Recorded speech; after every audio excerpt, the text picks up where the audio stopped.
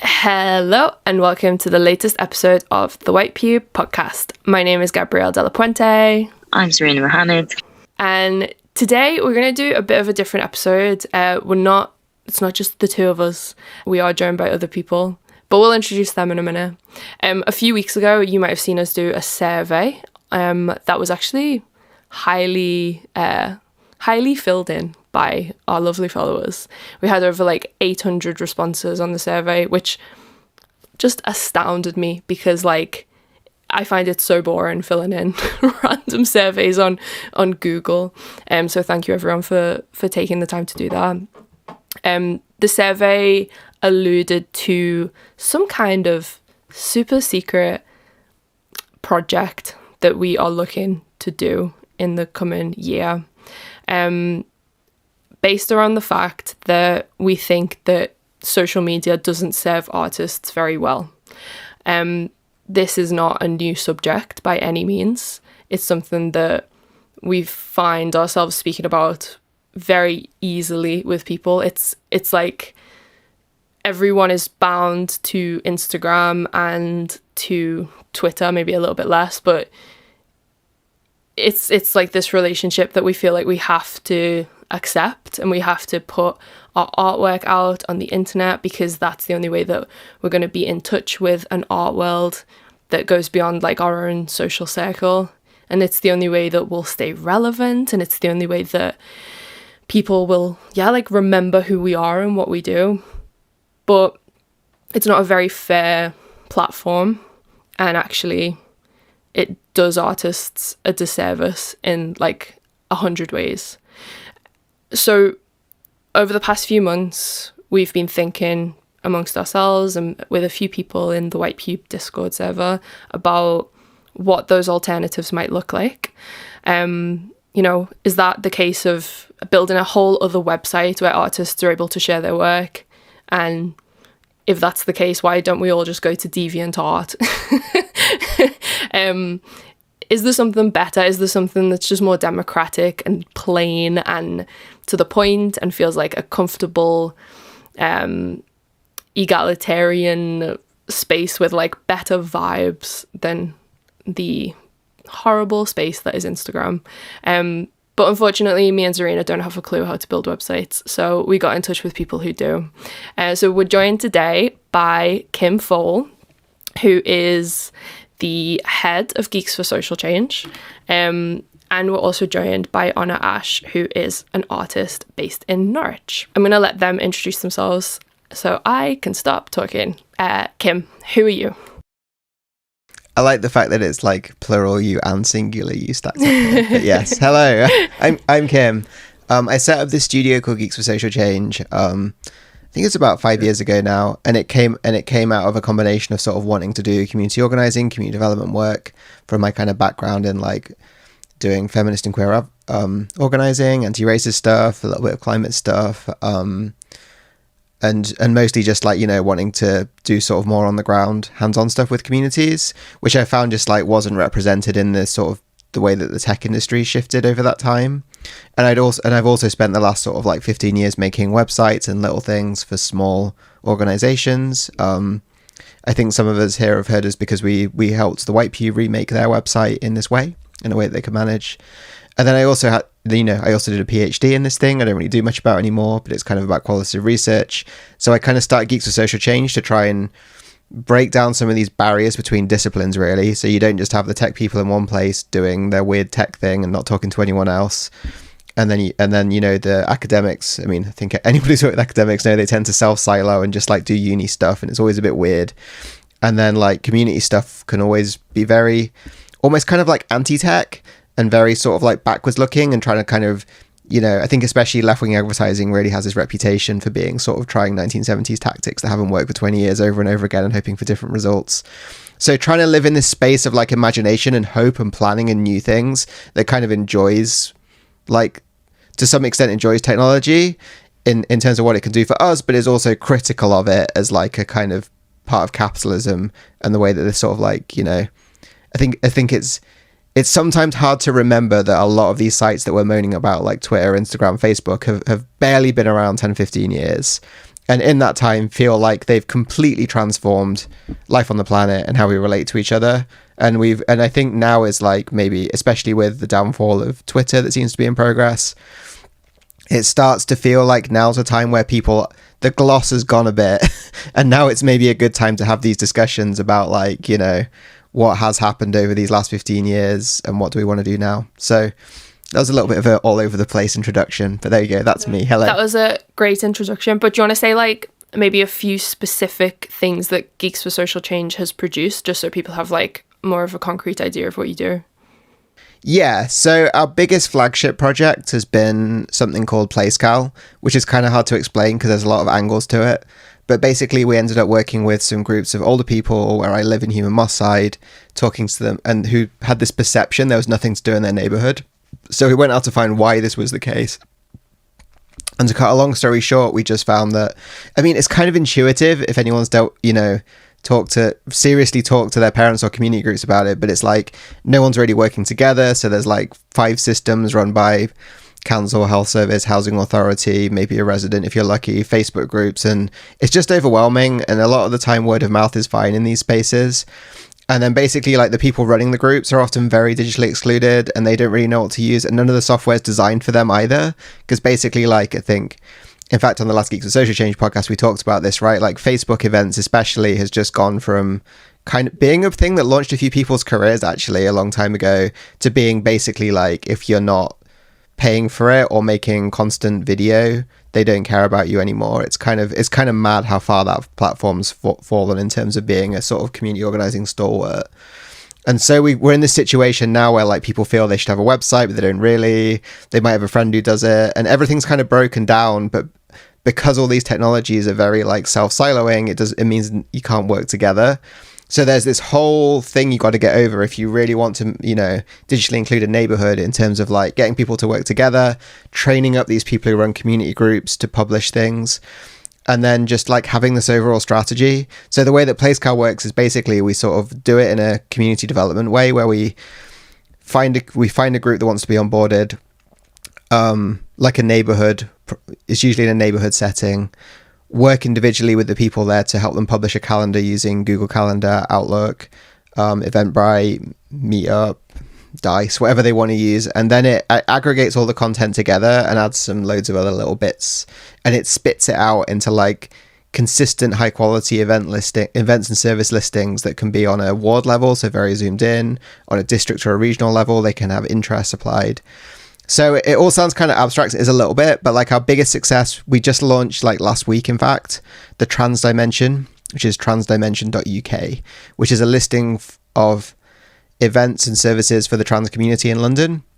We did this in collaboration with Gendered Intelligence, who went out and, you know, we went through all the listings we could find online on a range of sources. Loads of them were out of date. Some of them were, you know, some weren't. We got some great data. And I think there's getting on for 50 groups on there now. And we did a survey before, and the median number of groups people knew about was 3. And this was like a Twitter survey of people who follow Gendered Intelligence. So we found something like 50 groups. And, like, most days there's, like, 9 events on. And, like I say, the best thing about it is now that it's all set up, no one has to do anything. It, like, updates itself from all the aggregating all these, like, Squarespace and Dice and Google Calendars and everything else. So, like, as we build this out, we're kind of making, like, sort of low effort, high reach stuff where people can come and work together. So, like, that's, like, the really big level stuff. And we make a few smaller things too. But I think generally our approach is very much with this mindset. It's like, we're not trying to, like, you know, like, everyone starts a thing and like, oh, you have to sign up to my site, and you're like, why?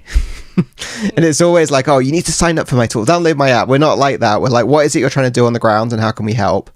And here's the thing. So, you know, we've also done a project feeding people locally, where there was a local pub called the Old Ivy Tap House we do a lot of work with. They wanted to start this sort of Meals on Wheels service at the start of COVID, and basically what they needed from us was a database designing and a service design doing, which, if you work in tech and, you know, do sort of systems design stuff, it wasn't the most work when it came down to it. But it's like being in the right place in the right time with the right people and knowing the right thing to put to enable other people to get on with what they want to do and not what you want to do. Yeah, so I'd say it's kind of a long answer, but that's kind of our ethos, really. No, yeah, I can already see, like, how, you know, a lot of this is about wanting to do certain things, but the shape of the internet just not being conducive to putting the right people together in order to make those things come true offline.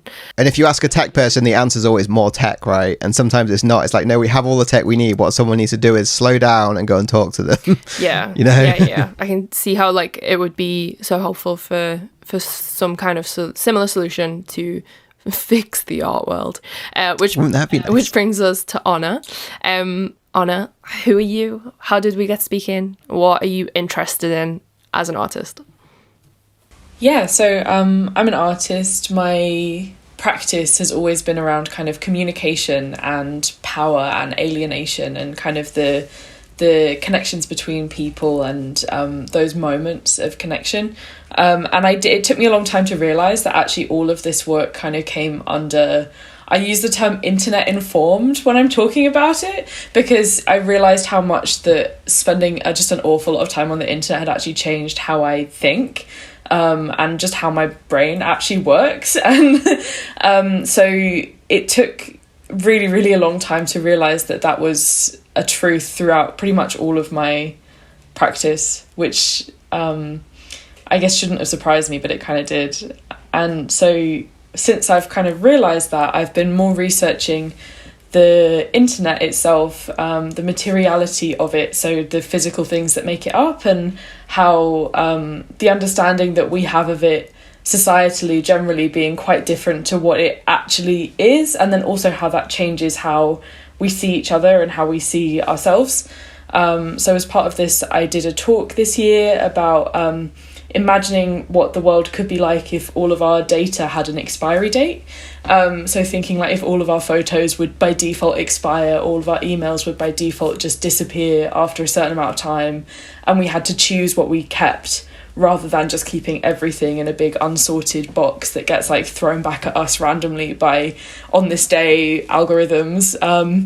And really looking at also not only what shaped that to be how it is, and kind of the really like the capitalist lens that pulled us into how things are shaped now, but thinking about the ways that changes how we see ourselves, how we see each other, how we form memories, how we form our perception of self, if our whole lives are collected on these profiles that are controlled by companies that are completely decontextualized from who we actually are, and it's just like a little profile picture on a big white box that's owned by Facebook. And as part of that, I taught myself how to code my own website and moved my artist website from Wix to a Raspberry Pi that I host in my bedroom, which was just I felt so kind of affirmed by that process of learning how that worked and learning like how to actually have agency over the way that my work appears on my website, and how that integrates with other things, and also but the physical connections that get made through the internet to display that to other people. Yeah. Great answer. I thought maybe we could ask Zarina to say who are we in case people have never come across the White Pube before and don't know why we are hosting such a conversation. So, hello, yes, we are the White Pube. We have been running a website since 2015, thewhitepube.com and .co.uk. On that website, we do some interesting things like writing art criticism, reviews, and essays about, art, video games, books, film, food, whatever, culture at large. But we started the White Pube in 2015 by getting a Wix Black Friday deal. It's completely true. Because we were tiny babies and we didn't know how to code. I think the most coding we'd done was like on MySpace, when you got to do the HTML thing to change the cursor, right? Like Pixo back in the day. So we didn't know what we were doing. We just thought, want to run a website. These website builders are helpful. But as the years went on, we found out that Wix was an Israeli company that operates in occupied territory, I believe. There's like it's not BDS compliant, and that's something that we care about.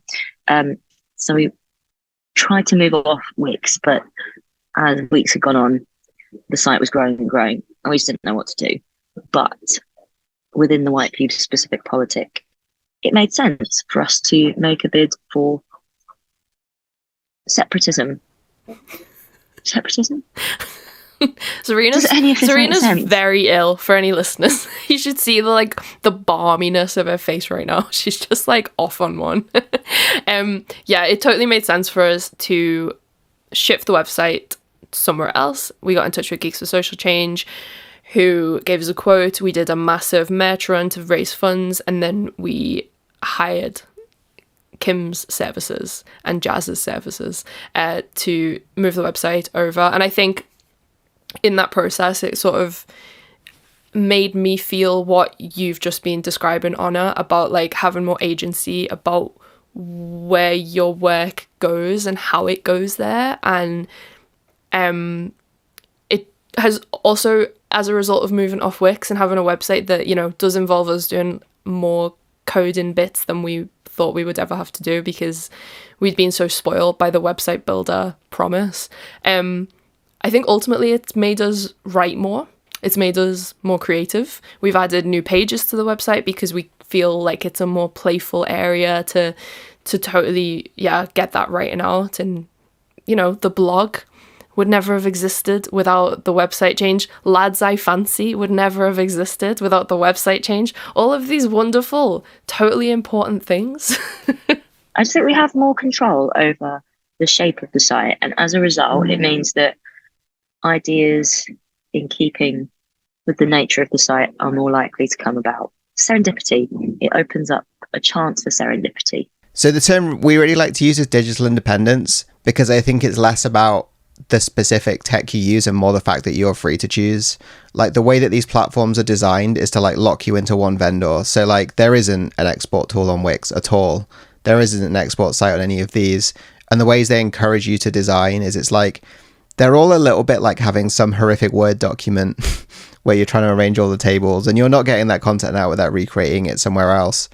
So I think like that probably links us on to starting to talk about the survey, because Instagram is like in a way another example of this kind of site, right? It's something you can sign up to and put your content into, but only in exact and very specific ways that they want you to. And it's like artists just really don't have a choice in that. Like it's like they're funneled into this one system, because when artists get to that certain point in their career when they think, do you know what, I need an online portfolio, I'm gonna sign up to Wix or Squarespace or any other of these like paid services, I'm gonna put my work on there. They can't expect their work to be seen by anyone because it's just this like floating website in the ether, and how is anyone gonna even know their name to Google who they are and see if they've got a website? We feel totally forced to join Instagram in order to find people and to say, oh, by the way, I've got a website over here, because Instagram is where everyone already is. In the survey that we did, 97.1% of artists shared their work on Instagram. That's just basically everyone. It's like we just don't have a choice. And as you said, in terms of digital independence, like it doesn't exist on those platforms. There's part of me too when we say this, and it makes you wonder if the Instagram interface is almost like a design classic in its own sense, right? Which is why it's so ubiquitous. Like I think especially because a lot of the history of Instagram, like how I ended on it, was like Facebook just started adding feature after feature after feature after feature, and suddenly our parents and our boss were on it, and everyone was like, this is a bit much. And so I think like after that, I'm just like this Facebook feature creep. When Instagram came out initially, it was so refreshing. I can remember it. It was like, all this is nice pictures of my friends doing things, putting their stuff up. There's like a real honeymoon period, I think. And then at some point it just felt like everything else, isn't it? Like, all of a sudden, right. Initially it was a competitor to Facebook, right? So it wasn't owned by the same company, and then it got bought, and suddenly the features that were creeping into Facebook were also creeping into Instagram. And yeah, just another platform designed for you to put so much into it that you have to spend all your time there and watch their adverts, basically. That's yeah. So what are the problems with Instagram for artists? Anna, do you want to start as an artist? Oh wow, there's so many. So many. Take your pick. I don't know where to start. I mean, I think that the thing that underlies all of it to me is that the priority there isn't for people to actually see what their friends are sharing, it's to keep people looking at stuff on Instagram. So the platform kind of has an incentive to just keep burying things and keep like showing you random things that you think are interesting or annoying or will keep you scrolling, basically. Like that's their motivation. So anything that is not explicitly buying into that kind of motive is going to have a hard time in that environment. So I mean, artists creating work that is about emotional exploration or things that are not necessarily explicitly selling something or kind of playing the game of the algorithm, then it's not going to gain traction because it's not doing what the platform wants it to do. It's like directly in conflict, like the motivations just don't line up, so it makes every single thing frictious, basically. Yeah. We had a lot of comments from artists in the survey that completely spoke to that. First of all, someone said, even though I have almost 7,000 followers, my posts, brackets, of great quality, might I add, are only showed to 300 absolute max. Somebody else said, when I first got into the swing of posting my comics, they'd get 150 to 200 likes on Instagram. Then something changed and it went to 20 to 30 likes. Totally crushing. I assume it's because they wanted me to buy ads, but honestly, it just made me want to quit. A lot of people said that, yeah, like sort of what you were alluding to, like atmospherically, it just doesn't even make sense for a lot of artwork to be there.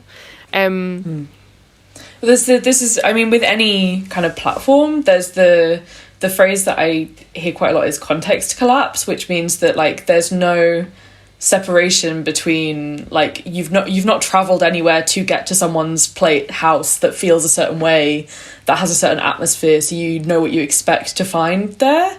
It's just all this like white wall with random things just like flinging in and out that can be totally unrelated and right next to things that maybe are like, because people post really personal things, so you might see like someone posting like, oh, sorry to have lost you, Nan, next to like someone posting like, oh yeah, come to my party, and then like it's like such a whiplash of like you never know what you're gonna see next. But that's also kind of how it like becomes like this addictive scroll is something that it really pushes onto you, because the whole motivation is that they want people to spend more time on their website, and they also want people to buy adverts to show things to people on their website, speaking to the other point about things never getting any views. And they are good at that. So like one of the comments that we got from someone on the survey said, it's harder and harder to do authentic, heartfelt promo of yourself without it looking really entitled, gross and irrelevant compared to the world at large. So yeah, in between those people saying like, oh, sorry to lose you, Nan, and oh, do you want to come to my party? There's like the artist in the middle who is like, oh, I've made this thing and, you know, it's something I really care about, but you just like swipe past it and it might not be what you want to see that day, but it also might not want to be what you see after the post where someone's talking about their dead Nan. It just doesn't quite make sense. It feels really, like that jackpot system of, okay, I'm going to carry on like pulling the slot arm down until I get what I want. It's like never quite showing you the right like matchup of things. It's just such a mishmash. And I think, you know, if we take that offline, imagine what that would be like in a gallery. If you were to go from like walking around a room and see such a completely messed up curation group show, that it feels absurd that we use Instagram as artists. It doesn't make any sense. And Zarina can speak to this as well. Like I would never ever put a White Pube text in text form on that platform. Like I see some writers and especially poets do this, where they will take screenshots of works, make sure it fits into a square format, and then put it on the platform. And I really sympathize, because obviously that's where their audience is. They don't want people to be lost in that redirection, like, oh, I made this new poem, can you please go to my website to read it? Because in that instruction, they're going to lose like 90% of people. But for me, that noise makes me feel like, again, it would just do the work a disservice. I don't want people to read in between all of those other posts, in between news articles, in between like Love Islander influencers, in between people, you know, pulling content from TikTok, and it just, all of it feels horrible, like a horrible competition.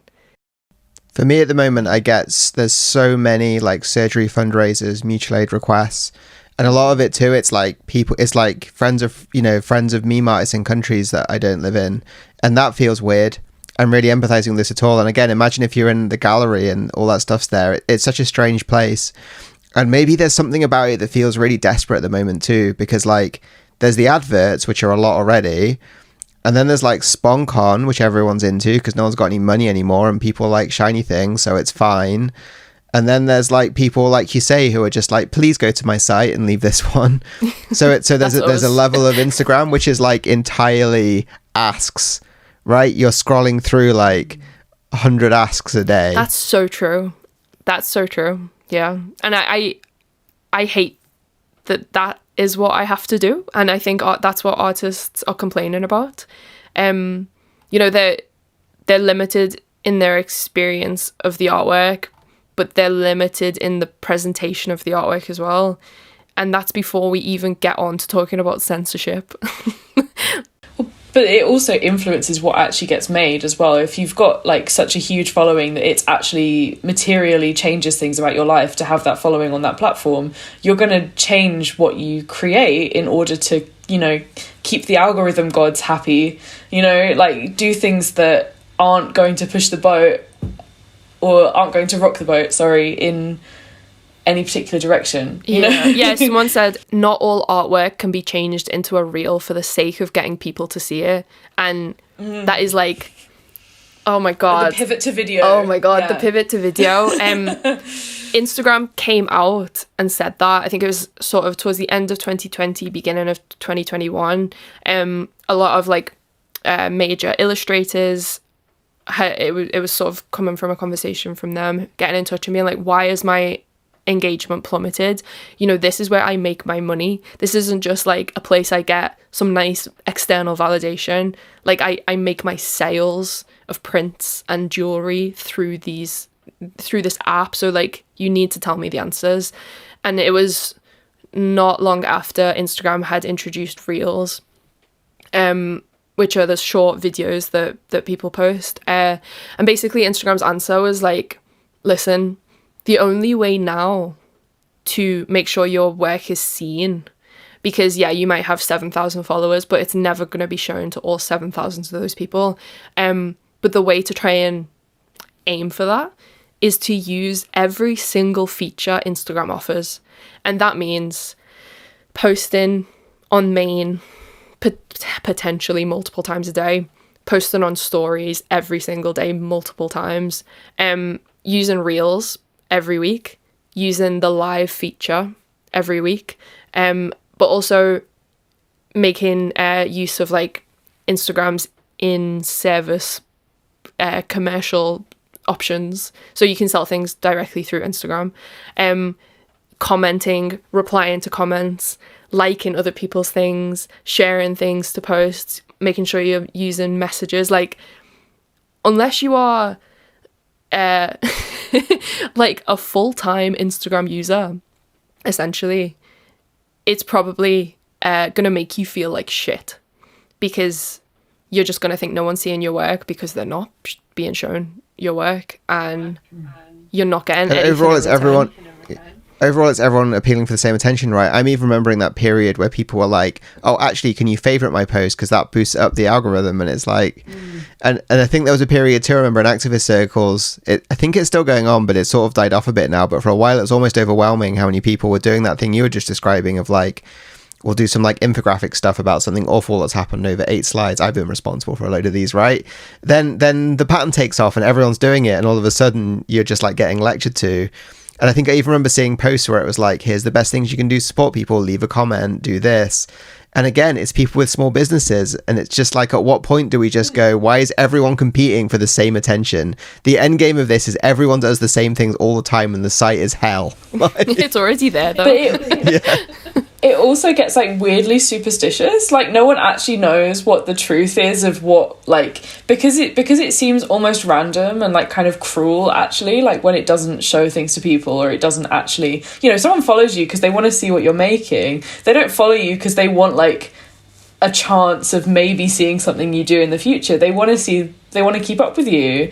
And so everyone gets into these weird superstitions of like, if I can get 5 friends to share this, then maybe they'll like, the Instagram gods will bless me, and my post might actually get shown to some people who want to see my work.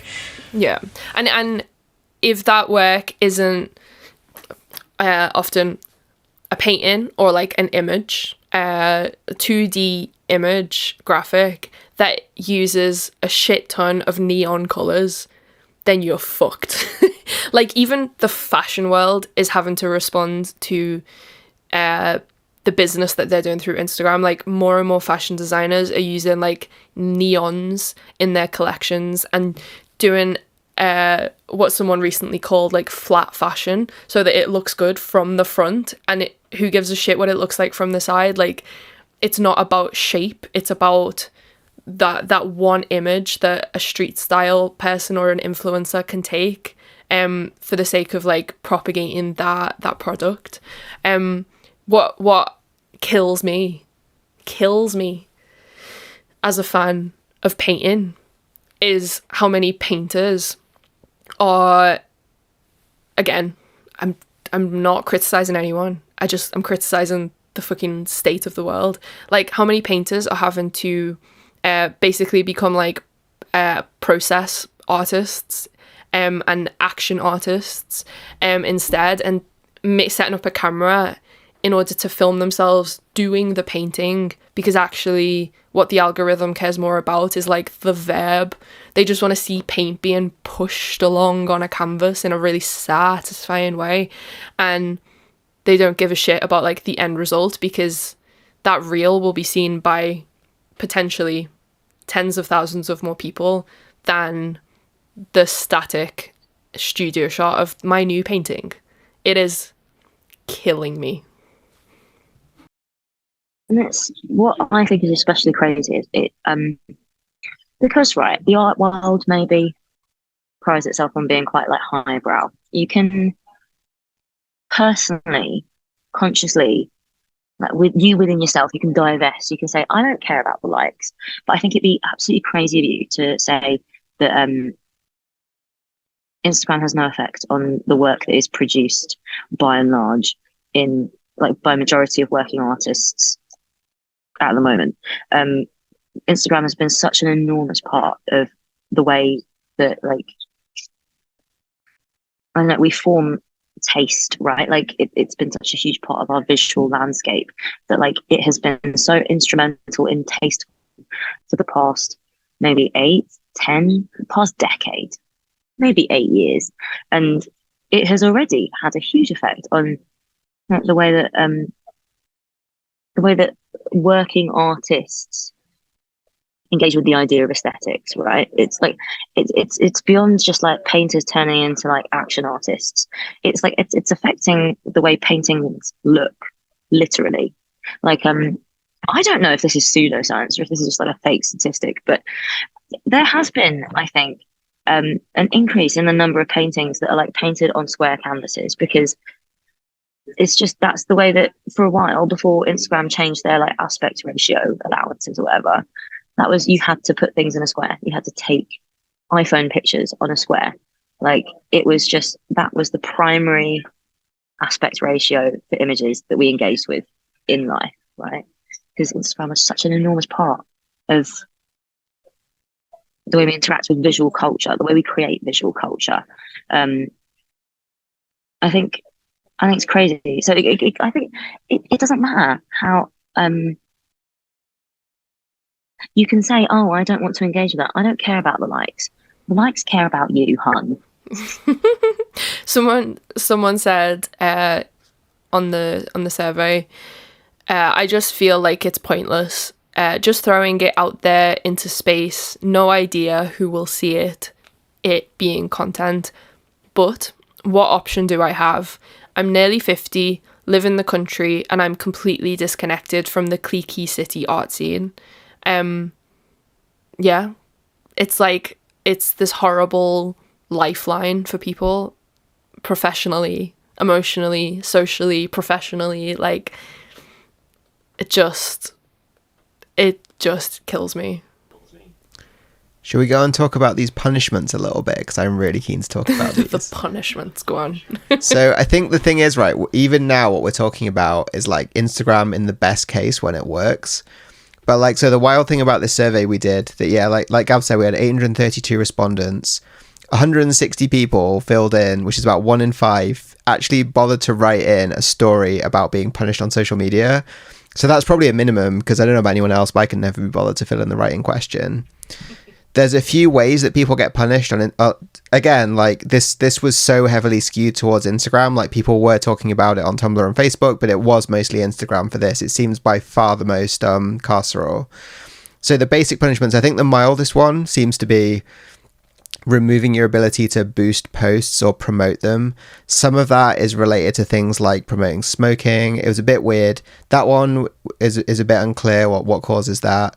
The next level up seems to be like content removal. So just they take a post down. There's then this shadow banning thing, which, as we discussed earlier, is this huge nebulous thing. It's really hard to prove it's happening. I don't think Instagram even properly admit it's a thing. Because, you know, you could explain it as the algorithm dropping, but there seems to be some pretty good evidence that after people saying key phrases, they just have a 10th, 100th the followers they had, you know, the views they had the previous day. So it's a bit unclear where to put this in this little hierarchy we've made. The next one up seems to be like a violation warning. So something like a copyright strike or a warning to improve your behavior. Then there can be like a temporary suspension. Sometimes you don't know it's temporary when it happens and you might get it back, all the way up to account banned. You know, shadow banning is the most common punishment, it seems like, and then content removal.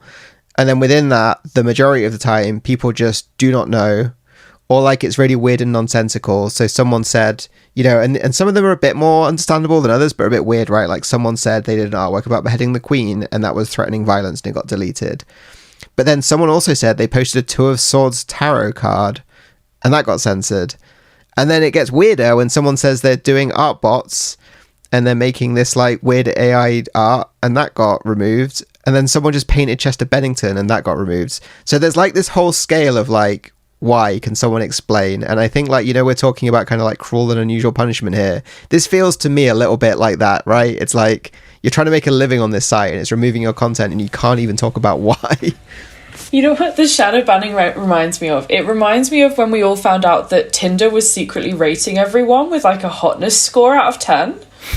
And it was Wait, like how it was using that to Stop, determine like who it was showing you to. Did you not know about this? What? Yeah, you have an ELO score, Gav. I'm in a relationship. You have a hotness ELO score. People who use Tinder were getting rated, out of 10 on how hot they are.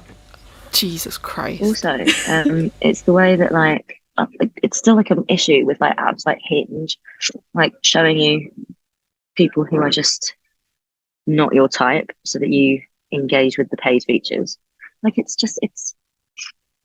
I think algorithms are evil. This is like still an issue. This is still like, it's just a business model. This is the way they monetize. This is the way big tech monetizes itself, right? Because it's shit as well. It, like, when we were looking through the submissions that people have about censorship complaints, just like the stuff that we could figure out, a lot of it was to do with nudity.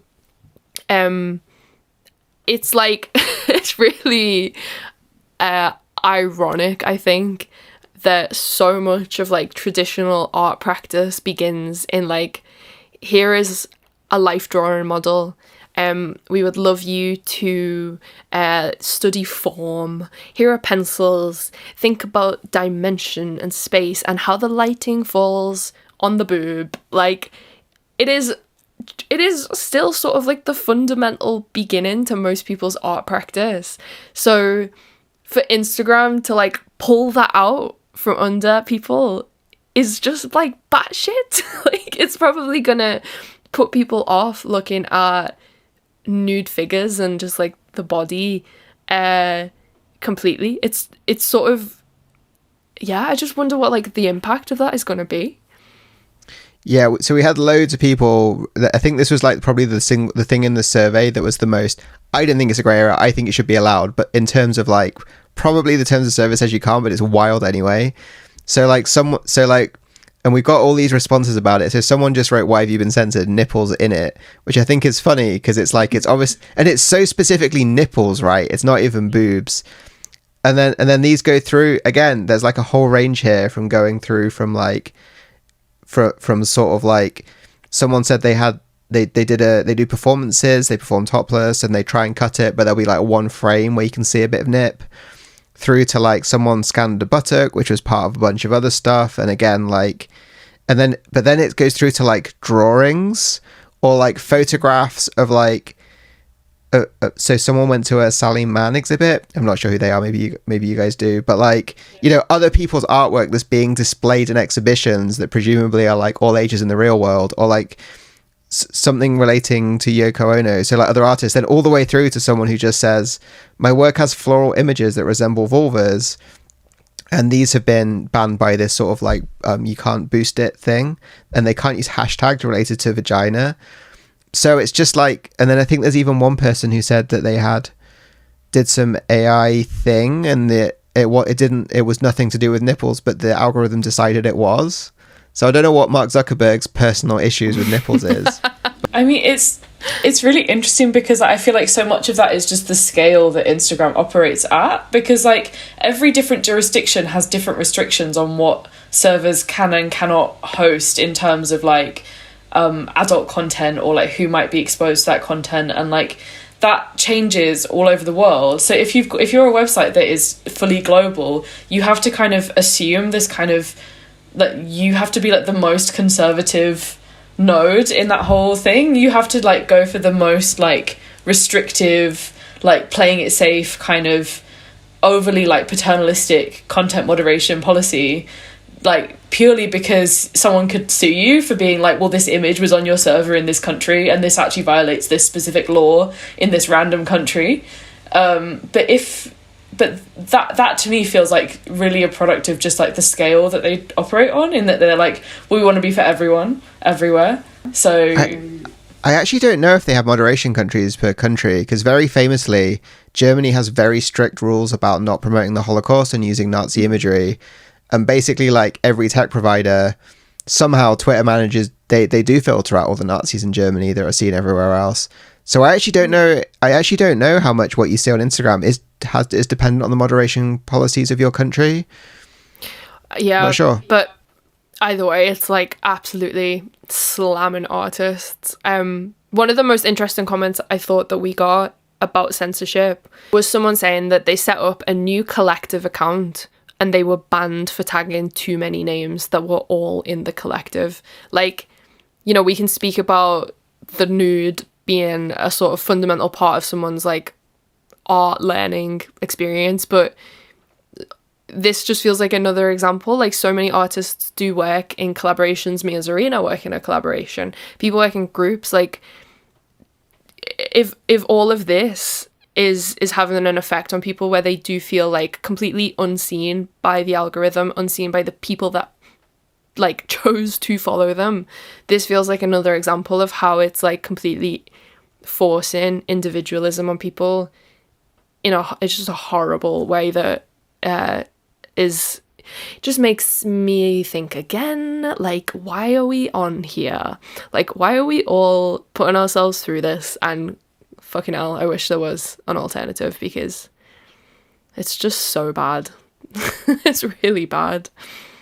Yeah, I think the idea that an algorithm, we're a big tech company, have got ultimate control, conceptual control about what artists make things about is problematic. So people did send in a list of subjects that they found the algorithm didn't like or that didn't sit too well on Instagram. I'm going to read through them. So abortion, abolishing landlords, criticism of white supremacy or using the word black. The farmers' protest. I'm assuming that's the farmers' protest in India, right? Yeah. Palestine, racism, and sexual violence, which is all of those things are political in like quite a specific way. I think that's interesting, the way that the algorithm reacts. Like on the right, there is like, you know, within right-wing discourse, there is an understanding that like social media companies like Twitter, maybe, have got that kind of left-wing bias, right? Like fascists keep getting banned off Twitter, isn't it terrible? Right, left-wing bias. But I think there is like a kind of like quite a liberal understanding of like what politically is acceptable on these sites. It's kind of, I think it's crazy to me. Contemporary art is a politically engaged field in which there is a kind of progressive understanding of these things, right? Like there's a progressive understanding of all of these topics. It is crazy to me contemporary art as a field has to engage with these spaces that like kind of don't really have a politics that align with like the political consensus within contemporary art. Like abolishing landlords, not that crazy. The fact that these conversations can be so missing from the main digital arena, the marketplace of digital ideas. Just for a bit of context of this, yeah, I think it's shown over and over that like big tech companies, like the boss gives to like the Republicans and all the employees give to the Democrats. That is interesting. That makes a lot of sense. Okay, so what are we going to do about all of this? How are we going to fix it? Why are we speaking today? And why did we even ask all of our lovely followers to fill in a survey? Kim, what are the answers? Well, yeah, I mean, not to like land with the big questions. So, right at the start of this, I actually didn't quite realize how neatly this would segue. We talked about Place Cow, which was our attempt to sort of have this like community development led approach to technology. So rather than just having like next thing, we sort of do things in this very social setting where it's all about like what we're trying to achieve together as a group and what tech do we need to do that. So we talked to Gabrielle about making this project, who she then titled The Art Pages. And basically we kind of want to use the same approach. So there's three real bits of this, right? Like, you know, I've done sort of open source tech, like Linux person for a really long time. And I think honestly, like everyone hates that person. And it's usually just after your computers crash too, right? They'll be like, oh, you should just use Linux instead. And it's like, fuck off. You know what I mean? So I think a real key piece of the Geeks Social Change DNA is we're trying to get away from this and meeting people where they actually are rather than where we wish they were. So I think as a lot of people maybe know, we've been working with the White Pube for a while now. The first thing that we really helped them with, and that's how we got to know each other, was helping them migrate their website off Wix onto what's called a static site generator. So it's one of those things that's quite hard to explain if you've not used one. But basically, in the sort of Wix, Squarespace, often like WordPress world, the way that you operate your website is you kind of log in through your browser and you point and click and you drag stuff around, and you're sort of totally beholden to the whim of whatever that vendor wants you to do. It's not transferable, so you get really like locked into what they do, and they're very visual. And also as a result of this, they tend to be pretty bad for things like search engine optimization, accessibility, because like the way that the tech works under all this is very engineering-y, and it's always just a bit of a hack in the middle. So what we did with the White Pube site is we helped them basically like structure their data properly. So the way a static site works by contrast is it's more like laying out files on your hard drive. So you have a folder with all the blogs in, one with all the art reviews, one with all the the men you fancy, right? Or people you fancy. I can't remember what it is. Lads now. I fancy. Lads I fancy. Lads, there we go. The gender neutral lads, which I will say hello die on. But then with them you can store the images together, and like the text you store in a format called Markdown, and it's sort of pretty similar to BB code, if people remember that. So you can put stars around things to bold them, you can make images with like something simpler than sort of writing out HTML tags. And then what the static site generator does, in our case we've used one called Hugo, there's also ones called Jekyll, Gatsby, etc., is it pulls all these documents together and spits out a website using sort of very plain technologies nowadays like HTML and CSS. But then because it's in that format, it's very simple and cheap to host, often free, on a range of services. So actually, like, this has even happened to us already. We were using one service called hnr.fyi, and they decided they were going to start charging, so we just moved it to another one. and that's like the kind of option you have this way. So it's a bit of a different approach. Rather than it being this sort of like visual top-down, what you see is what you get thing, it's more of like an engineering approach where you put like your text and your images together, and then it sort of compiles it for you and does all the image resizing. As a result, like, it makes it much more structurally intact. So I think you guys have now found, I think you told us that your time to make an article went from 45 minutes down to like 5. But not just that now, right? Like, you're close to the metal. You actually know what it is you're making. There's nothing that's hidden from you, right? And you can like draft things properly too, right? And you can track your changes and you're not just going to delete stuff. So there's all these side benefits. But as we said, I think as we mentioned earlier, this is the problem, because it's a lot harder than signing up to Instagram. If you sign up to Instagram, it'll work instantly. It's very user-friendly. It's very accessible. All your friends are on it. So there's just this massive gap between them, basically. And in the sort of language of the public sector, a lot of the time this is called like digital exclusion, digital inclusion, because you're excluded from some things and included from others that are sort of based on the affordances of what the design gives you. So individually, which is the world we're in now, this feels really insurmountable, and it feels like the tech people are off over there doing their open source thing and kind of, you know, being the like, oh, just install Linux, just do this, just do that. And then on the other hand, we've got all these artists who are like, well, actually, that's not working for me. So what our plan with this project is to kind of try and get a group of people, and we'll all do it together, and we'll all have fun, and it'll all be lovely. And at the end of it, we'll maybe make our own thing.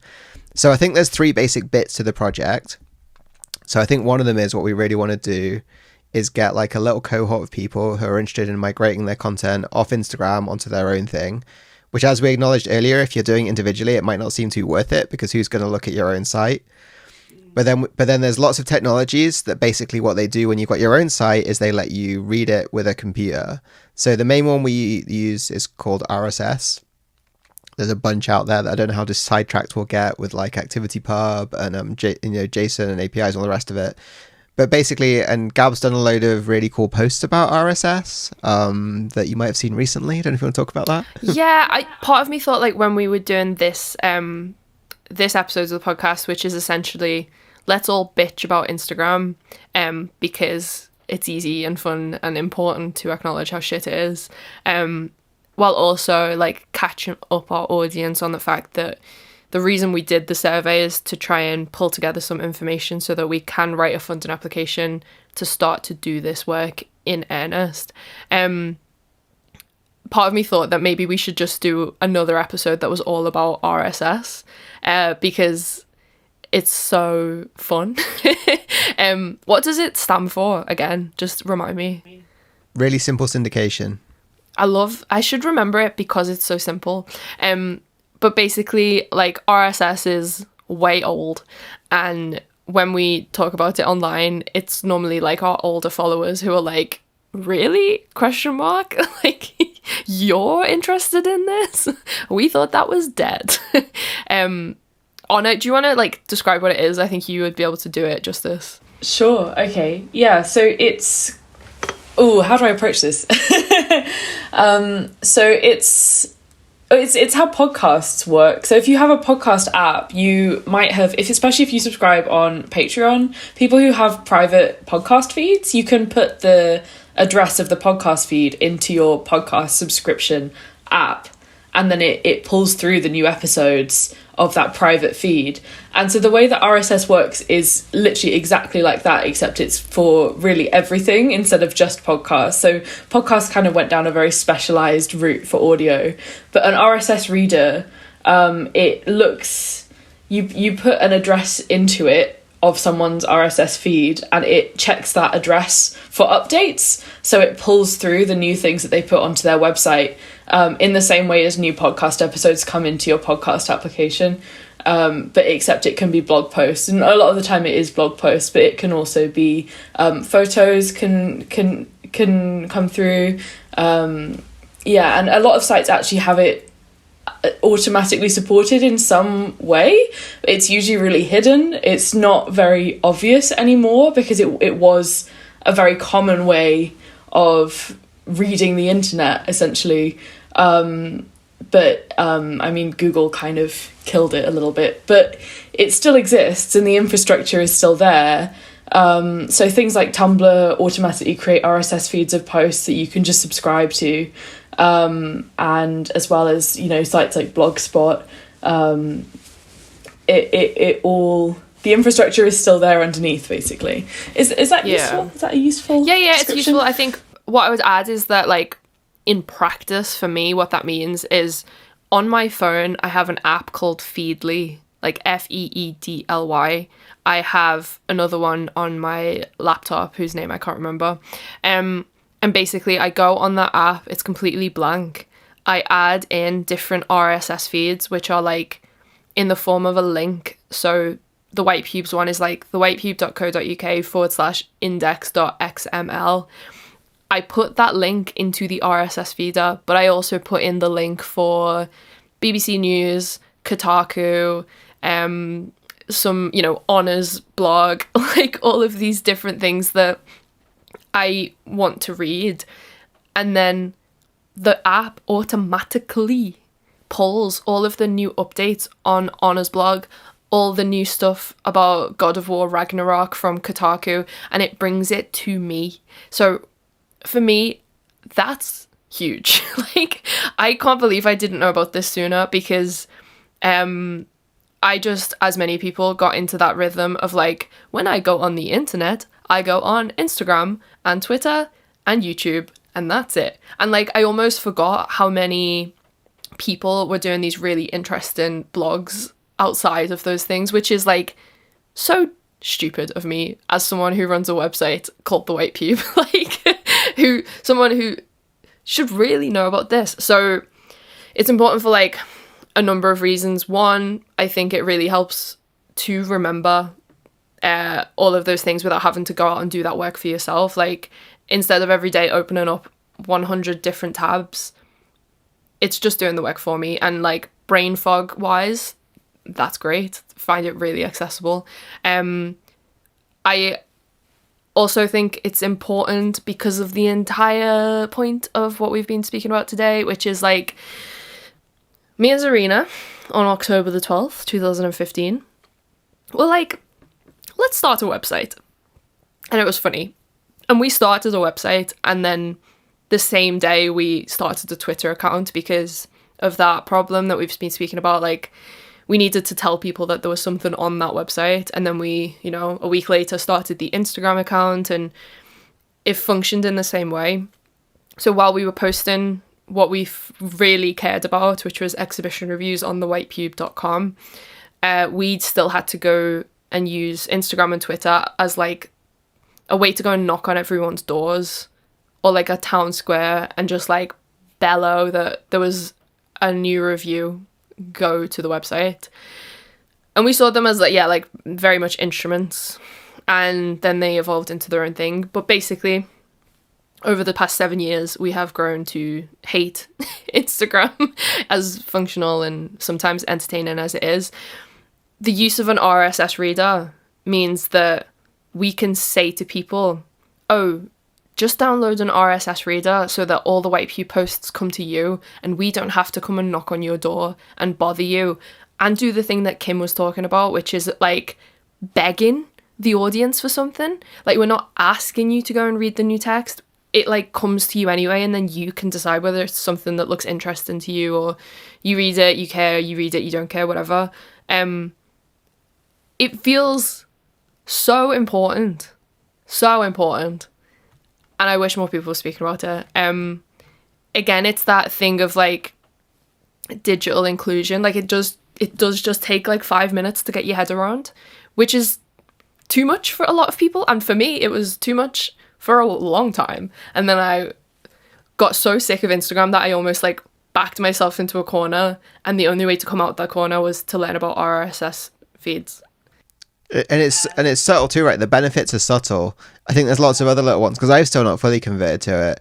Like, even just having all that content come in whatever interface suits you, that's a bit less overstimulating, that's nice. I love that. Like, yeah, having it stripped down so it's just text only, or the reader view is amazing. The reader view is so good. That simplicity, and then being like, do you know what, I actually do want to see it in that website's design with that website's font. I'm gonna click through and read it properly. Like, just all of that as a decision is great. And like the White Pube wise, you know, we recently, with the change of the website with Geeks for Social Change, split off our content. So it was like art.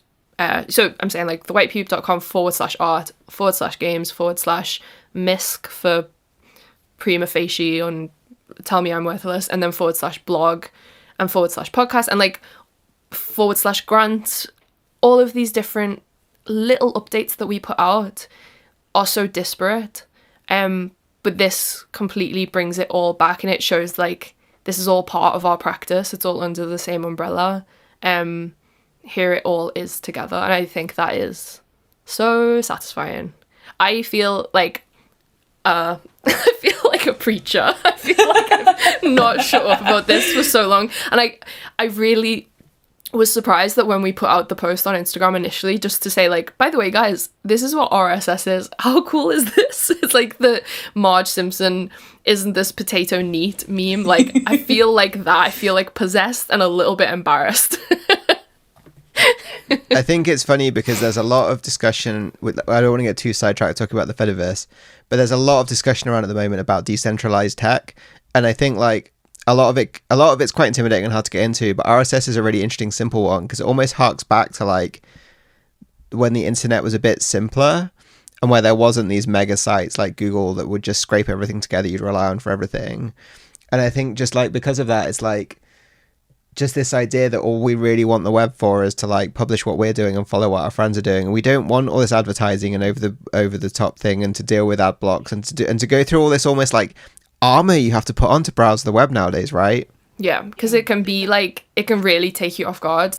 It reminds me, like someone said on the survey that, you know, in order to find the things that they want on Instagram, they have to go to the Discover tab. Like, it's this whole thing, and then they can actually find that quite triggering because they're going there to use it as a function, but instead they're being thrust all of this other content that they weren't prepared to see. It's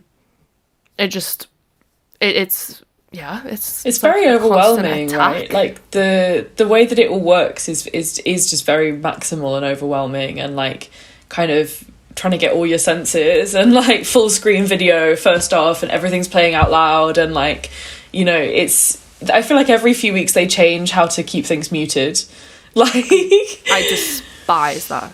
It's horrible. Yeah. It's a really small bugbear, but it really bugs me that every single app, the notification icon is red, which is deliberately chosen to be a visually arresting color. I just don't want my notification icons to be red. And there's lots of other little knock-on things like this too, right? Like, you know, by default, if I get a text message from someone, it makes my phone vibrate or make a noise. If they send me 3 more messages, I don't need 3 more beeps. I get it. Yeah. But so that's why like the RSS feed system feels just relatively like deep breath relaxing, because you opt in to certain things and then it comes to you, and then you can read it when you're ready or you don't read it. Personally, I find that like I'm reading so much more than I was, and it's so much more diverse in terms of where it's coming from, like website wise, and it's useful as like a network to apply to this project because it can keep artists in touch with each other without having to go through I feel like trauma is a strong word, but like the strange trauma of having to be a part of Instagram and social media in general. The ordeal. Say again? Oh, just the ordeal. Maybe the ordeal. Trauma, like, yeah, not trauma. the ordeal of being on social media. And I learnt recently, like, a kind of obvious distinction that might be useful to talk about here is like the difference between social networks and social media. Like, it feels important to retain the value of a social network without it having to become social media, which just feels like pure, like, sparkly capitalism and the ordeal that Zarina just described. And I think this brings us through to the final part of this project, right? So to recap, like, part one is we want to help artists have a meaningful migration path to get off Instagram, which we're developing. There's some tools out there that already do it. We want to help people turn that content into static sites that require as little extra effort as possible to maintain. Part two is we want these then independent sites that people own themselves, and hopefully they'll be able to update and style a bit, just like the White Pube have these RSS feeds. So then straight away we're starting to enter this world where, like, these exist, but then, like, we also realize in doing this that there definitely is a need for curation. It's like a cool thing, really, and it's weird how, like, curation nowadays almost feels like this weird dirty world that's dirty word. And I think, like, this is kind of what the art pages, I think, from the outside, I think this is what the project will look like at the end. What we want to do is basically build a website that is effectively a big RSS reader that automatically aggregates all these feeds, so that anyone who's a fan of the White Pube, who wants to have their artwork listed on this new site, the challenge to them will be make an RSS feed and we can import it. But then all this art becomes visible through our own front end.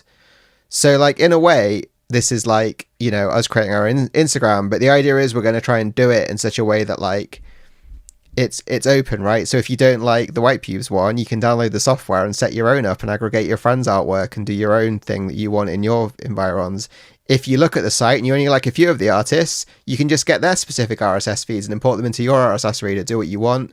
And so the idea is that by sort of doing these three things at the same time, we'll sort of really try and, like, overall break down the barrier and resistance to, like, or just the difficulty in going off on your own, because we'll try and do it together. We'll do it with these open standards. We'll make a thing so that if anyone's not convinced about RSS yet, or, you know, they just want to see some artists without committing, they can go to this website. And then hopefully by doing this together with our combined forces too, we'll just get a bit of, like, hype into this whole concept and, like, give people, like, because I think so much of the work we do at GFSC, and especially with how grim the world is right now, is even just coming up with, like, a vision for how the world could be feels, like, nice, right? It's like, oh, maybe there is some hope here. So I think that's the whole project. I don't know if you've got anything to add to that, but yeah, I think what I would say is, like, I'm not necessarily seeing it as, like, a White Pube branded thing. I just want everyone to have somewhere to go when we jump off the ship. I just want, like, this huge big life raft, somewhere that feels like very straightforward and very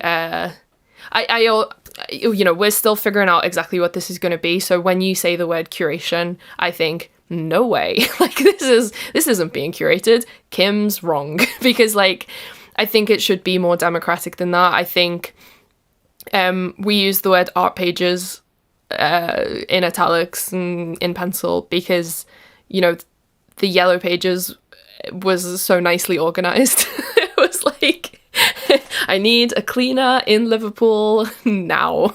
I can go to the Liverpool section, I can find the list of cleaners, and I can just start ringing people up. I really like the idea, personally, of a sort of, like, Wikia style, plain white / have a dark mode available website where people have categorized themselves in terms of, like, where they're living or where they tend to be based or whatever it is, but also the type of work that they make, the type of artist that they think they are. So for curators, if they're currently looking for sculptors to fill an exhibition in Newcastle and they want, like, people on the artist-led level, whatever that might mean, they can click Newcastle, click sculptors, and start going through people's work and see the type of exhibitions they've done before, the type of work that they're producing at the moment, and start to, like, pull things together. I think that location side of it is really appealing to me because, you know, when that person comments that they're 50, they don't feel part of, like, the city cliquey scene and they're slightly outside of everything, if they can find people in their area in order to, like, you know, make the most of what a social network should be, in order to find collaborators, because so much of the problem with Instagram is like it really isolating people.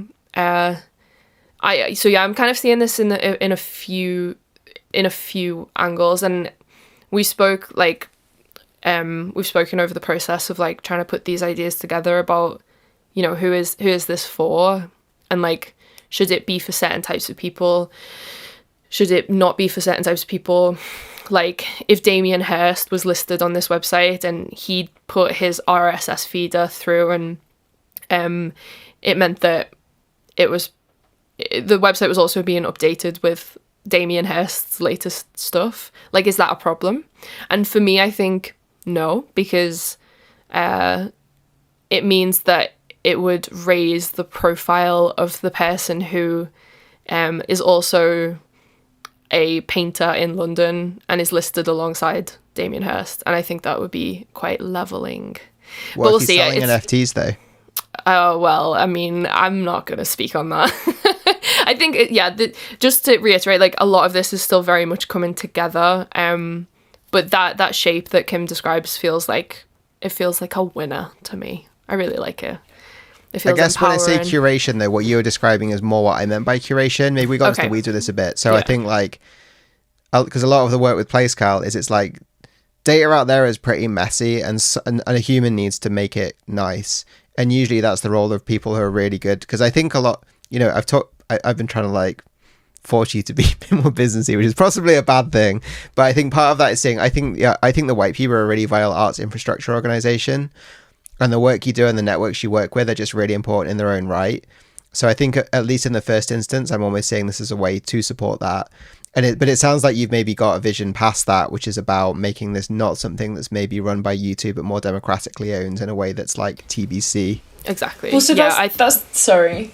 No, go on. That's kind of like the distinction between like a platform and then like something else. I don't know what the key, like the encapsulating term is for the something else, but you know, you're not uploading things to like the White Pubestagram. Like, it's not, it's not like it's not harvesting things inwards. It's like sharing things outwards that stay, you know, hosted and maintained by the people that created them and have that jurisdiction over them.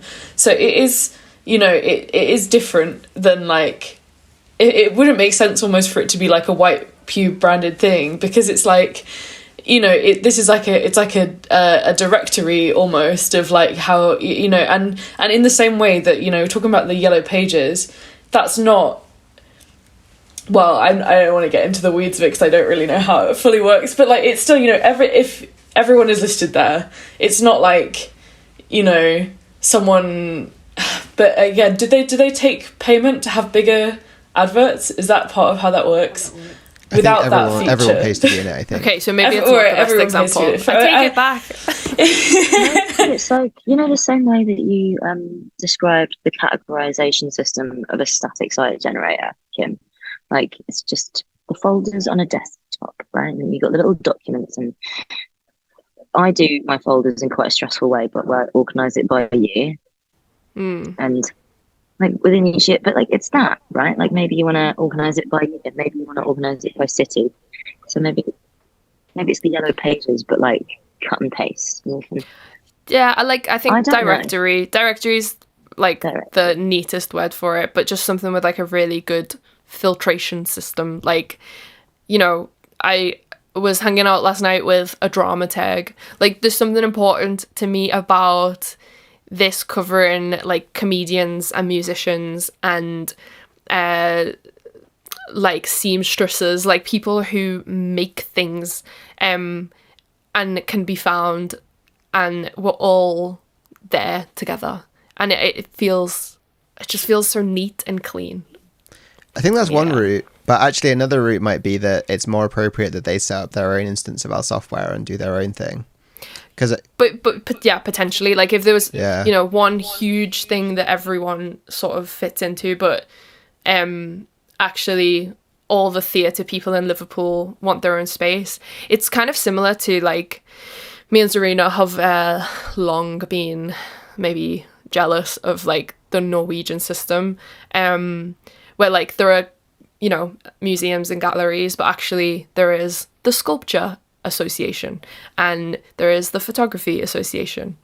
Like a writers guild, the idea of like maybe like it's the guild system, right? Like the medieval guild system. But it's like sort of small groups of people who like really look out for each other and have the ability to like keep track of their own archive together and like attract opportunities, and like they become like the go-to experts for that region and for that art form. And it's like anyone can come through the doors, and that feels maybe like it might be like the digital version of that. I think that's great, because I feel like what we have in this country, I do this rant a bit, so I'll keep it short, but like we have very top down, very hierarchical systems, but they're quite subtle.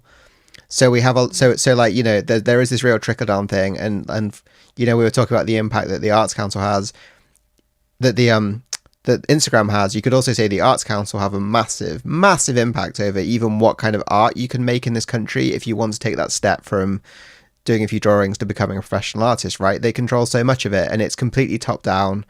They do, you know, as far as I'm aware, they don't really do things like participatory budgeting. It's very individualized in a very similar way. You know, you're kind of competing, and I think like what we're kind of offering here is an opportunity for people to kind of grow power by working together better.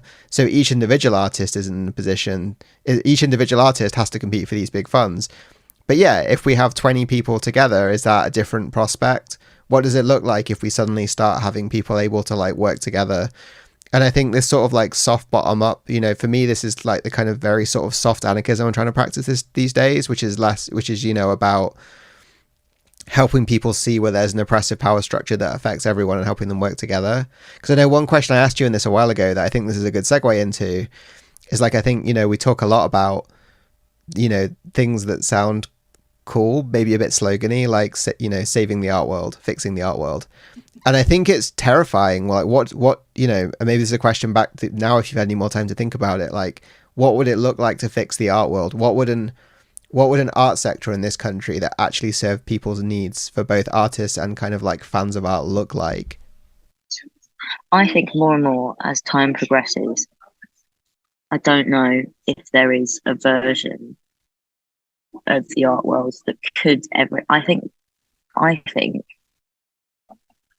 the needs and wants and secret terrible desires of like funders, artists, curators and audiences are all at odds with each other. And when the art world talks about stakeholders, I think that's like a crazy way of talking about people involved in the art world, because it like makes them one. Like you can refer to them with one term, stakeholder. That's everyone. That's like your funder. That's your funders. That's your audience. That's the artists that you're working with. I think all of those people have competing interests, and I don't know. There's a version of the art world that you might have to cut this because it's terrifically pessimistic. But like, I don't think there's a happy version of the art world where all of those people are happy. I think it's like a nice balancing act, right? Where one person's happy for like a year. More often than not, it's the government that's happy, isn't it, really? That I feel like that's really the beauty of having something that is then able to be reproduced by people for their own communities. So like creating something that is not just like one place, but it could also be redeployed for a specific need or for a specific group of people that would meet their needs, because it would be then also managed by that group of people. And then that's kind of what, you know, that's an RSS reader is like your personal, like, here's my personal thing that meets my needs in terms of what I want to read and what I want to hear about. And like, and I will see everything that is updated here. It's not being decided for me by some mystical power. It is just like a straight, like, I follow this feed, so I will see every time it has an update. And just having actually that agency again over what you see and what you read and like the art that you actually look at and what paths you want to follow, rather than having it decided for you by some kind of algorithm that has a motive that is at odds to your motive. Yeah, I think that is important. It's also like almost the description of Mastodon as well, like, and it's why, yeah, I was thinking that when I was saying that. I was just like, this is like federated social media, but I don't want to get into that right now. no, but like, it's just worth saying for people who haven't like got their head around that yet, that is what you've just been speaking about, just in terms of like more social spaces. One problem that we haven't touched on yet is like, how is this all going to be paid for? How is like Geeks for Social Change's time and like our time thinking about this gonna play out? Like, what are the practicalities? So basically, we are going to try and go for a pretty large funding bid for this. We're speaking to some fundraisers about it now. The nice thing about being a tech studio is we have budget where we can afford to go for these kind of bids because they're big and expensive. So in fact, this will be a good one to put in the White Pube funding library to her if we succeed at all. Yeah. But basically, yeah, we're going to talk to... Shall I name the funders? Yeah, I mean, they're not... Everyone knows who they are anyway, yeah. So the initial ones we're going to look at are Esme Fairbairn Foundation and Paul Hamlin. And then after that, we're going to look at Arts Council, which I think a lot of people in the arts too have said this a lot. They don't... It's like the funding seems the hardest in the arts. And actually, like, if you do things with a social dimension to it, with the sort of more of this activist focus, there's a lot of funds that are a lot easier to get for a lot more money. So we probably will go for Arts Council large grants. But yeah, I feel like everyone should be aware that, like, if you look at things like National Lottery Awards for All, you can get 10k, you fill in 2 400-word questions and a bunch of other forms, and that's about it. There's a lot of this stuff around, but I think I get that not all artists want to have a social dimension to their work. But I have to say, increasingly, as the world's burning around us, it feels a bit like that's a shame to me. Because I think, like, for me, you know, I'm always someone who's always had...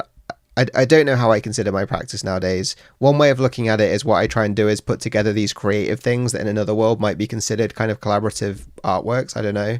In this world, it feels like more what I do is described as, like, you know, project management, systems design. I don't even know, to be honest, quite what I do.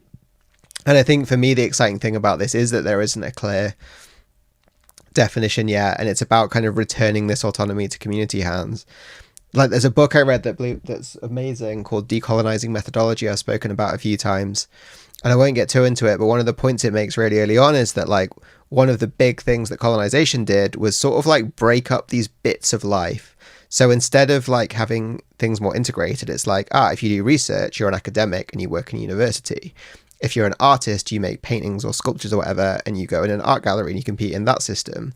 If you are into medicine, you get trained to become a doctor and you work in a hospital, right? And it sort of like separates and rarefies these parts of life that then create their own internal elites where people are competing within them. And I think maybe, like, in terms of what I would like to see in art is, like, I'd like it to feel more accessible to me as someone who, like, didn't, you know, it would have been, if I got to choose more subjects at school, it would be the one I've done. I feel like I'm now at a point in my life where I'd just love to have the time to take a year off and do an art foundation, but it's never going to happen because of capitalism. I'd like it to feel like these spaces are less intimidating to me and that there's more opportunities to just like do an art that's something a little bit more than, you know, the umpteen life drawing classes. That's cool, but it's not really like my kind of thing. So I don't know quite where I'm going with this, but I think maybe like the future art I'd like to see is it's something a bit less like apart from everything else, you know. It's a bit more part of day-to-day life, that like I expect to see beautiful things and see my friends beautiful things and make things together and do creation but not in a productive way, not in a way where I want to be an artist or get paid to do it. I just want to do something, you know.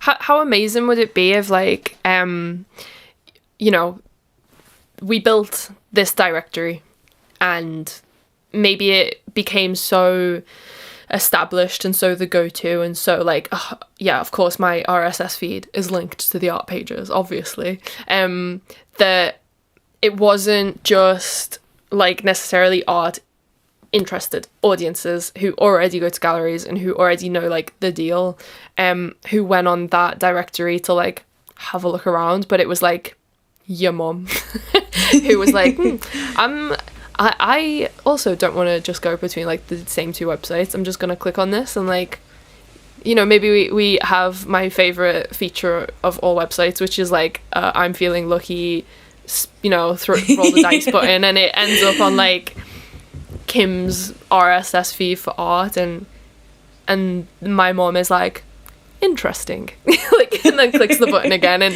spins and lands on like the drama tag that I hung out with last night. Like, it would be so nice if that was the case, and we could find that integration. Kind of like the online version of like, I don't know if everyone else's guilty pleasure is going to IKEA, but like, you know, when you go to IKEA and there's like the print section, they're all mental and they're all really cheap and you kind of want all of them, but they're all not quite like that, right? And you don't know who the artist is. It's all totally mad. Like, there's just all these different art styles. And I think like it's funny you say the I'm feeling random. I hadn't thought of that, but there's something very amusingly anti-capitalist about it, right? Instagram is never going to have an I'm feeling lucky feature that shows you a random artist, and especially if you tune it so you're like, you know, show me an artwork by someone with less than 100 views or whatever, right? That's never going to be on Instagram. I love that. I think those kind of tools pop up all the time though. So there's like websites where you can see YouTube videos that no one's ever watched, and like you can listen to a song on Spotify that no one's ever played, and there's a really good search engine called Marginalia, and you can just click on a random, it just shows you random like small websites, so like independent websites and not things that have been created on the platforms, and so I think that there's a really nice inclination that people just want to have a bit more fun in their experience like, online, like stumble upon, like when that was like in its heyday. That, like, maybe we just make a vow right now that we add that feature to the website. Maybe the final artwork vision is that Damien Hirst is on it, but no one cares because he's boring. Honestly, yeah. One thing maybe like we just mentioned before we wrap this up is another like just lovely part of the internet that I didn't know ever existed, but it's something that I want, and maybe this is going to give me that feeling. When we were designing, when Geeks for Social Change were putting the website together, and we were like chatting through the design features and things that we might like, and sort of talking about that like early web, old blog, you know, giphy, glittery, transparent PNG frames, tiles, aesthetics. Jazz introduced us to something called web rings. Like web rings, and I was like, oh my god, like I cannot believe I missed out on this, and can we have one now? And it is essentially like a ring of people, say like, you know, us three were in a ring together. It would mean that like when you scroll to the bottom of Honor's website, you could like click a button to go to the next person in the ring, and it would end up on my website, and then you'd go to the bottom of mine, click and go to Kim's, and it feels like so wholesome and friendly and special and supportive in a way like that, just like the competition atmosphere of all the other shit that we've been talking about today like just doesn't accommodate for. Like, people do sometimes share their friends' posts on their stories, but like then you just click past them. Like, there's something about making your friends' pages like into destinations which feels really special. And I like the idea also that the directory is like a big web ring for all the artists and all the comedians and, you know, all the other people who make things. I'd say too, the great irony of the internet, right, is it's probably like the single biggest decentralized system we use. It's like a massive feat of like design to make such a huge system that works. But like, there's just been so trillions of pounds poured into making it not that way. Yeah. Which is why everyone's on Facebook, Instagram. But like, if you know, when these companies start to fail, which they increasingly are, we're left with what we had before, which is this system that used to be a bit more like this, I feel like. Yeah. And maybe we appreciate it more now than we did it back then. Especially because they're just like continuing to close all pubs down and shit like that. It's like, you know, where do people go? Where do we spend time with? This is the kind of thing that Mark Fisher was writing about. Like, we're all just being split up from each other. It's a strategy. It's a total strategy to not let us think together and think in that creative way together. Yeah, the enclosure of the commons and everything being privately run and privately managed with private security, and like, you know, you go anywhere in London, right, and it's just like, actually this is private land and you can't be in this square, and I've got a security guard that's coming to get you and tell you to leave, and like, there's where can you go? That's the big question, right? Where can you go? Yeah. Yeah, and I hope the answer isn't you can look at this website instead. But, you know, maybe it's a start of like helping people work together. They can make spaces again. Because I feel like, we've been talking for ages now. We should probably stop. But, you know, I think like 15 years ago, we did have like this sort of, I feel like there was more spaces. There was like this radical social sentinel networks that usually had IT suites that you could go and you could learn a bit at and have a chat and a cup of tea and get some food and then learn how to do a thing, which I think's gone very missing now. You know, we're hearing from the community development workers we work with that like a lot of the free spaces now they can't afford because of the heating bills too high. There's some real crises and they're already happening and they're getting worse. But like this issue with space is a massive one. But and yeah, it feels like something's got to happen. Like we've got to find better ways to work together and not just like bitch about each other online. You know, yeah, definitely. We all do it. And this feels like one small potential solution. Okay, thank you so much for listening. Honor, where can people find your work? My website is hnr.fyi, and that links out to all my other stuff. Kim, what about you? Geeks for Social Change are GFSC.studio on the website, and we're GFSC.studio on Twitter and Instagram. I'm also trying to think of like what emoji I should put at the end of the episode. The little link one, like the two link, this links. one, yeah. Okay. If you've made it to the end of the episode, or if you've read to the end of the transcript, please go and comment the link emoji. I'll put it in the show notes. Go and post that on, ironically, Instagram, or share the episode on Twitter with the post. Thank you so much for listening. This is actually the last thing that the White Pube will be putting out in 2022. So thank you for your attention this year and your support on Patreon and PayPal and Ko-fi. And we will see you in the new year. Okay. Bye-bye.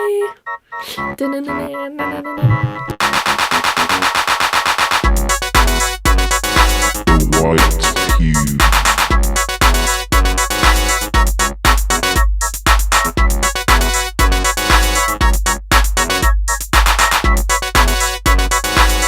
White